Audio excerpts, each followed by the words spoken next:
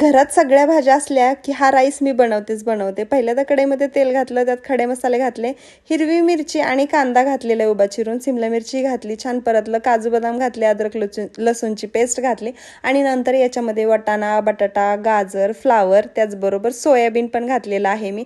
चवीनुसार मीठ घालायचं आहे. सोयाबीन थोडंसं भिजवून घ्या. नंतर बेसिक मसाले म्हणजे घरचा मसाला, लाल मिरचीची पूड, गरम मसाला, बिर्याणी मसाला, नंतर याच्यामध्ये पनीर, मशरूम आणि टोमॅटो घालून छान असं परतून घेतलं. आता इथं मी भाज्यांचं प्रमाण खूप जास्त घेतलं आणि राईसचं प्रमाण खूप कमी घेतलं. म्हणजे बिर्याणी राईस असेल ना तर त्याचं प्रमाण भाज्या तिप्पट पाहिजे आणि राईस एक पटीने पाहिजे. नंतर पाणी घालायचं आणि याला छान असा शिजवून घ्यायचा. मस्त एकदम सुटसुटीत हा राईस तयार आहे. खूप मस्त लागतो. एकदा तरी नक्की ट्राय करा. बिर्याणीपेक्षा वेगळंच बघा कसला अप्रतिम झालेला आहे. रेसिपी कशी वाटली कमेंट करून नक्कीच सांगा. रेसिपी आवडली असेल तर लाईक, शेअर आणि सबस्क्राईब करायला काय विसरू नका.